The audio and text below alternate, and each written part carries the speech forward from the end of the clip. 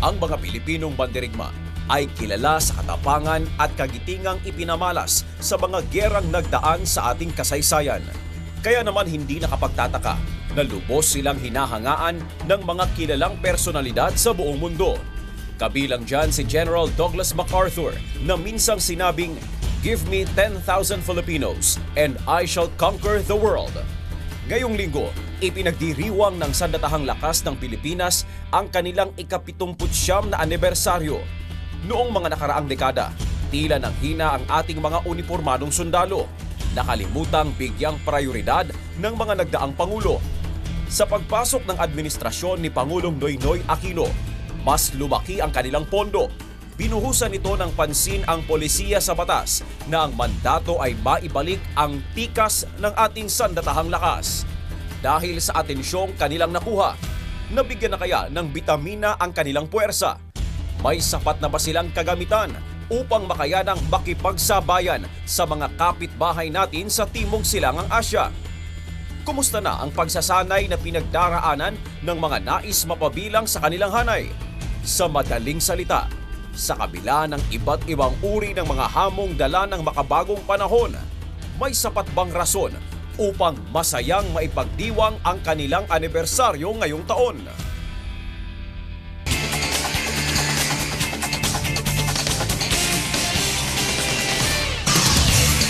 Ano nga ba ang dahilan upang masabing happy ang anniversary ng Armed Forces of the Philippines o ng AFP? Narito po sa ating harapan ang kinatawan ng AFP na siyang ipapakilala ng ating partner, si Tito Joe. We have with us this evening from George, a graduate of the Philippine Military Academy in 1984. Siya po ay isang ace pilot of the Philippine Air Force.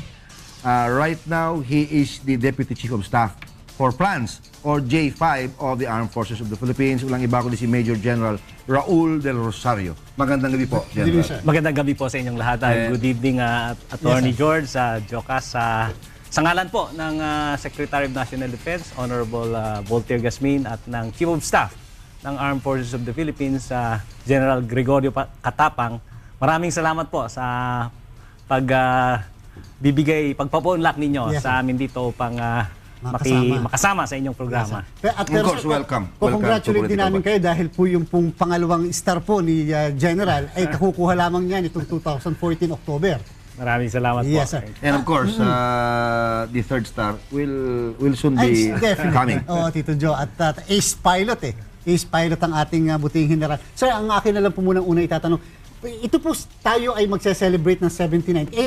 Pag po 79, lumalabas parang hindi kasama yung mga nung panahon pa ni Emilio Aguinaldo. Sinasabi nila nung mga panahon ni Emilio Aguinaldo, meron na tayong sandatahang lakas na Ano po ang pinakabasihan po natin ng 79? Yung po ba yung parang yun yung formal talaga na kung saan na-establish ang Armed Forces of the Philippines? Tama po yan. At na-establish ang Armed Forces of the Philippines noong 1935. Yes, kaya sa ating pagbilang ay 79th anniversary tayo ngayon. Ayun. Pero hindi naman binabaliwala. Commonwealth Act. Commonwealth I think Act it was a Commonwealth Act Yes, that sir. established it. Yes, sir. Panahon na ni Manuel L. Quezon. Opo, tama. He was the president. Pag po tinatalakay ang Armed Forces, hindi po maaalis na laging tatalakayin po yung modernization. Lagi, dahil yan po ang number one issue lagi when it comes to the AFP. Yung modernization po natin, sir, ito po ba ay nakakonsentrate doon sa tinatawag na modernization ng mga equipments, ng mga facilities, ng mga kagamitan, o kasama na rin po yung, when you say modernization, kasama yung human resources, kasama yung kasundaluhan po natin. People versus or against equipment. In other words, human resource modernization also. Matagal na pong pangarap ng Armed Forces of the Philippines ang talagang magkaroon ng modern Armed Forces, ika nga. Noong 1995 po katunayan, nagkaroon na ng modernization law. Yes, sir. RA, Republic Act 7898. At ito ay sa span ng 15 years dapat ipatupad. Yes, sir. Nagkaroon po ng budget program dyan na 331 billion pesos sana. All in all. Pero sa katotohanan, ang naibigay na pondo ay 51.6 billion pesos lang. Kaya nagkaroon po tayo ng mga acquisition, Yes, sir. pero karamihan po dito ay pang internal security operations Operation, lang. yes, sir. Sa tanong mo kanina, yung ating modernization program, Opo. simulat sa po lang ay may 5 pillars. Yes, sir. Unang-una po dyan ay yung capability, material and technology development. Yan Yes, po sir. yung pagbili ng mga kagamitan. Correct. Kasama po dyan ay yung base support development, ang pag-improve ng ating mga kampo. Yes, sir. Pangatlo po dyan ay force restructuring and organizational development. Kailangan natin magkaroon ng bagong structure ng organization na bago na tugma sa Tugma, ating yes, sir. modernization. Tama. Kasama po dyan ang doctrines development. Kailangan natin na maisulat ang ating mga tactics, techniques, and procedure. At Yes, sir. huling-huli po, yung panglima ay human resource development. Kailangan natin ma-train ng mabuti ang ating mga kawal para magampanan nila ang trabaho nila sa mga, lalong-lalo na sa mga modern equipment na ating i-acquire. And modern concepts. Totoo po yan. Doctrines and concepts. General, in the 1960s up to the early 70s, we had the best armed forces in Southeast Asia. But after that, in the 80s, the 90s, especially in the year 2000s, mukhang na iwan na yata tayo ng ating mga kapitbahay. So much so that we were branded as among the most poorly equipped armed forces. Ano ba ang nangyari? Bakit from being the best, we became practically the most ill-equipped armed forces? Totoo po yan. Meron tayong glory days ang armed forces, ika nga. Ang nangyari po ay nung araw, meron tayong pinirmahang mutual defense treaty with the United States. Yes, sir. Nagkaroon din tayo ng base treaty, base agreement. Agreement, yes. Basis At, agreement. basis agreement. At noong meron tayong base agreement with the Americans, meron tayong natatanggap na US aid. Yes, sir. Malaki ang mga naibibigay nilang tulong sa ating armed forces. Meron silang mga grants na mga fighter jets, mga barko, mga radar na nakatulong sa ating defense. Ito po yung mga panahon na sinasabi niyong glory days. Yes. Nag-peak tayo samantalang ang ating mga neighbors ay hindi pa ganap Tama na modern ang kanilang armed forces. Dumating po yung panahon na hindi na natin in-extend ng bansa natin ang US bases at umalis ang mga Amerikano. Sa kasamaang palad po ay yung suporta nila sa atin. Parang nagkabiglaan dun eh. Parang hindi masyado tayong prepared Totoo dun sa yun. pag-alis nila dito sa ating bansa. And in the meantime, naging very prohibitive ang costs of buying new Totoo po defense yan. equipment. Isa pang factor doon meron tayong mga internal problems. Communist insurgency, secessionist movement sa Mindanao, meron tayong mga terrorist groups. At dito, nakafocus ang attention ng ating armed forces. Ito ang mga nilalabanan natin, itong mga ating internal security problems. So, napabayaan ng external defense. Totoo po yun. Ang ating armed forces ay naging Masyadong focus. busy dito sa loob. Totoo po yun sa loob. Sir, pagka po ba, at bigyan nyo nga po kami ng guidance dito, pag po ba nagkakaroon ng modernization plans sa ating buhay, well, but of course, lalo-lalo sa Armed Forces of the Philippines, yung po bang modernization plans at saka yung mga programs, yan po ba, maliban doon sa nabanggit yung 5 pillars kanina, nakabase po doon sa mga perceived threats sa atin, whether internally or externally, o ito po ay nakabase doon sa actual na pangangailangan ng ating Armed Forces of the Philippines? Yung ating modernization ay unang-una based on doon sa security environment. Yes, sir. Ika nga. Kagaya ng sinabi ko kanina, meron tayong internal security threats, Yes, sir. kaya ang ating armed forces ay Doon nakapokus. equipped. Opo. Pero ngayon, nagkakaroon tayo ng evolving threats. Napapansin natin ang mga territorial disputes na lumalakas at nagulat na lang tayo isang araw na hindi pala tayo handa. Yes, sir. So ang ginawa po talaga ng gobyerno ngayon, lalong-lalo na nung gobyernong Aquino, ay matapos ang first modernization program ng 2010. 2010, Antimano po ay nag-pass ulit ng batas sa Republic Act 10493 Yes, sir.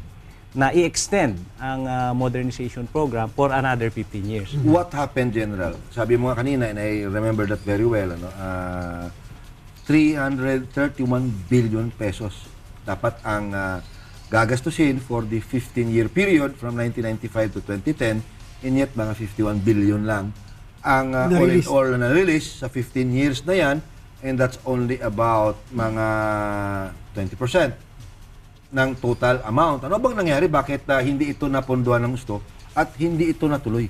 Ito po yung mga panahon na isang factor ay nagkaroon tayo ng Asian crisis. At apektado ang economy ng Pilipinas.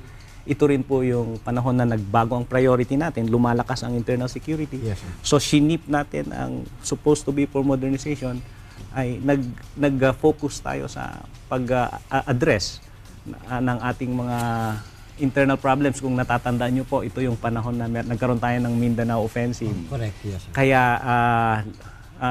hindi tayo nag-umpisang tumingin sa labas. Ito yung panibago natin na modernization program, General. How long will this last and how much total funding are we talking about here?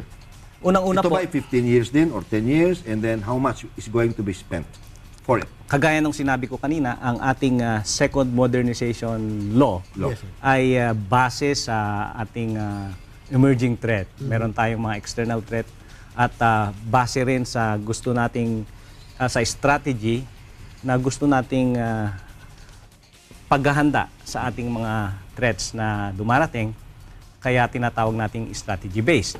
Itong second modernization program ay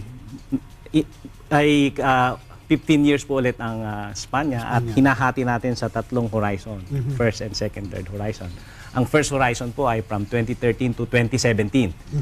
Ito po ang tungkulin ng opisina ko. Yan ba yung medium term? Opo. Medium term? Short term, medium short term. term, and long Ito po term. yung inyong oversee ngayon, yung opisina po Opo, ninyo. Yes, sir. ang aking opisina, Deputy Chief of Staff for Plans, Yes, ay gumagawa ng plano, future plans para sa Armed Forces of the Philippines at isa sa focus natin ang modernization. Yes, sir. Sa ngayon, nakita na natin ang mga pangangailangan natin sa first horizon at na-identify na natin. Meron na tayong mga platforms at strategy para sa ating first horizon. Doon, kung maibalik ko, doon sa ating first modernization law, Yes, sir.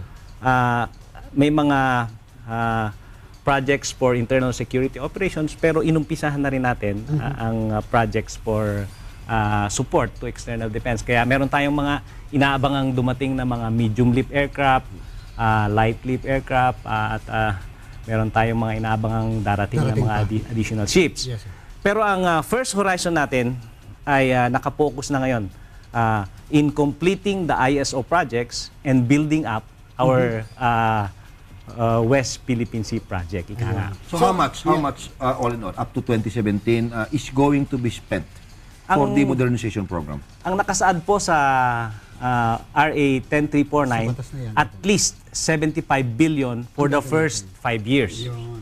Pero tinignan po ng Department of Defense na sa ating program, baka makapag-source pa tayo ng additional funds from Malampaya, BCDA, kaya pineg ng Defense Department kasama ng AFP na ang first horizon project namin ay 90.7 billion. Mas mataas kesa sa... We always keep on reading and hearing about what has been called the minimum credible defense posture. Bakit may minimum pa? Bakit di nilang credible? Kasi when the impression is being created na because of the word minimum, bawasan mo na lang isang barko o isang eroplano, baka hindi na credible. Tama po ba yan sabihin, General? Tama Why po yung- minimum credible defense posture? Bakit di na lang diretso credible defense posture? Ang katotohanan po ay talagang credible defense posture ang nasa plano ng ating armed forces. Kaya lang, dahil nga sa pag-aagam-agam na baka hindi naman tayo mabigyan ng pondo, let's just term it minimum credible defense posture. But as of now, dito po sa office namin, we are putting that our goal is credible defense. Sir, speaking of yung emerging threat, sabihin na natin sa West Philippine Sea and China. This is a personal question kay General kasi si General po doon sa mga hindi nakakaalam ay isa po siya sa nagpalipad ng eroplano na kumuha ng photographs diyan po sa West Philippine Sea na kung saan nasa battle posture Formation. yung isang grupo ng mga Chinese vessels na nung ma-expose po ito at nakuha na ng picture, sila po ay nag-back off. Bumalik na po sila sa China. Nung kayo po, sir, at that time na reconnaissance flight kayo, na-build nyo po ba sa sarili nyo na ganun pala talaga yung China, ganun talaga sila ka-firm ang kanilang stand na mukhang kukuhanin nila ang West Philippine Sea. Nabuo po ba yun sa inyo bago pa kayo naging 2-star general at that time? Hindi po. Kasi nung panahong yon ay marami pa tayong fighter jets at regular tayo na nakakalipad dyan. At dumating yung panahon na mayroong bagyo at hindi tayo nakakalipad. And only to find out later na during our flights ay meron ng mga structures dito nga sa tinatawag nating mischief reef. Yes, sir. At dumating din ang panahon na nagkaroon tayo ng mga monitoring ng pagpunta ng mga barko ng iba't ibang bansa. Yes, sir. At dumating nga po dun sa point na nga nagkaroon ng standoff dyan. Dumating ang ating mga media at helicopters at nandun din sila. Ayun. At parang naging rules of engagement naman ay de-escalate at Yes, sir. umiwas ang parehong panig. Under this modernization program, may bibilhin tayo na 12, 12, ano? Na KA-50. Opo. Lead-in fighter. Ground attack ito, pero lead-in. Does lead-in mean na parang trainer jet siya of sorts? Before we buy multi-role fighter aircraft, yung mga ika nga talagang yung kagaya ng mga sa air forces ng mga ibang bansa, yun na talaga ika nga mga top of the line na mga fighter jets. Is that it? Tama yan, Jokas. Kasama sa ating first horizon ang 12 FA-50 fighter aircraft, lead-in fighter aircraft. Kaya nga FA. Fighter Kaya aircraft. FA siya. Ang category niya, matagal kasi tayong walang fighter capability. Yung mga F-5s natin ay na decommission na. Decommission na, opo. Kaya hindi talaga it might be costly and expensive for us to jump immediately to a multi-role fighter. So, ganun din ang training program ng iba't ibang air forces. You have to pass through a lead-in. Pero itong lead-in fighter na binibili natin sa Korea ay categorized as light multi-role. Nasa kanya ang lahat ng kapabilidad ng multi-role. Mas maliit lang siya, mas maigsi ang payload, ang endurance, at mas konti ang payload. At saka hindi kasing bilis ng multi-role. Pero meron siyang radar, ang kanyang avionics system ay kapareho ng multi-role fighter. At lahat ng weapons ay pwede ring smart weapons, kagaya ng air-to-air, anti-ship missile. Meron na rin namang capabilities na ganyan. Capable na ang Iyon. FA-50. When will we transition to real multi-role fighters? Kasama po sa second horizon ang pagbili natin ng multi-role. At we envision pag matapos ang ating 15-year program, at least Yes, sir. 3 multi-role fighter squadron, wherein ang isang multi-role fighter squadron composes 24 fighter aircraft. Yes, sir. Ang armed forces po ay nagkakaroon na ng expanding role, lalong-lalo na dito sa threats of calamities and rehabilitation. Yung po bang pagmo-modernize din natin doon sa phase 1 na sinasabi because of this expanded modernization law, kasama na rin po ba yun ngayon? Yung, syempre po, kinakailangan, hindi lamang yung tao ang nai-improve natin, kung hindi yung na-modernize din, yung pag ginagagamit na rin po talaga ngayon ng sobra-sobra ang armed forces, hindi lamang nung Yolanda, hindi lamang itong Ruby, pero yung kahit doon sa earthquake sa Bohol. So, yung modernization, nakafocus na rin tayo sa pagbili, pag-acquire ng mga equipments na nagagamit po natin sa mga ganyang klaseng kalamidad. Isa nga sa mga emerging threats, Yes, sabi nga natin ay climate change. We consider it A threat. a threat. Yes, sir. At kagaya nga ng ating nakikita, mas marami pa talagang nagiging victims ng mga kalamidad kaysa Yes, sa gera. At ang ating modernization program ay ang aming concept dito ay multi-role ang ating mga bibiling mga equipment. Meron tayong mga search and rescue aircraft na gagamitin natin sa ating mga tropa at sa combat, Yes, pero nagagamit din sa ating mga For disaster response. ang ating mga lift capability. Meron tayong heavy lift, medium lift at light lift ay magagamit sa military operations na magagamit din sa ating during calamities. Kasama sa ating modernization program ang pag-acquire ng mga engineering equipment. Yes, sir. At ito ay again ay multi-role. Pero meron tayong mga special equipment na isinama at ito ay dahil nga sa utos ng ating Chief of Staff, magsama tayo ng collapse building equipment na talagang dedicated for Disasters. In short, i-modernize din ang ating mga engineering brigades and battalions. Totoo po yan. Which Kasama we talaga. used to have before dahil dati aktibong-aktibo yung mga engineering brigades natin. Ang ating mga engineering brigade ay na-focus sa constructions. Mga bases lang. Opo, pero ang mga katunayan military. kailangan natin ay combat engineers. Yung magagamit natin Magagamit, both yes, sir. on Peacetime and wartime. Yes, yes. Sir, Let me go to Navy. The Navy, General. Among the three branches of our armed forces, yung Air Force and Navy, of course, ang ika nga pinakakawawa. Ano? So, pagdating sa Navy, yung nakuha natin lately from the US were two, ika nga, hand-me-downs or refurbished vessels from the US Coast Guard. And nalaman din natin na lahat ng mga modern equipment niya ay inalis. At ang natira na lang practically yung kanyang kanyon. So, yan ba, can we say na effective na deterrent yan, ano? Especially when we are talking about an age na puro missile firing ang mga barko and with all the cutting edge technology being used. Yan ba, pwede pa bang magamit to deter would-be aggressors? Ang tama po kayo na ang Navy ay dapat maging priority dahil kung titignan nyo ang ating geography, we are an archipelagic country. We should have a strong Navy. Our coastline is Long. very long. One of the longest in And the world. we should have a strong Navy. Yung pong mga nakuha nating mga Jacinto class patrol vessel, dalawa po yan, at ang ating mga weather Cutters. high endurance cutters ay totoo po na ito ay mga second hand. Ito po ay pinondohan galing po sa Malampaya Funds at may bibilang po natin na hindi pa sila kasama doon at sa ating mga first horizon projects. Ang isa sa kadahilanan na kinuha natin yan ay dahil nga sa immediate need.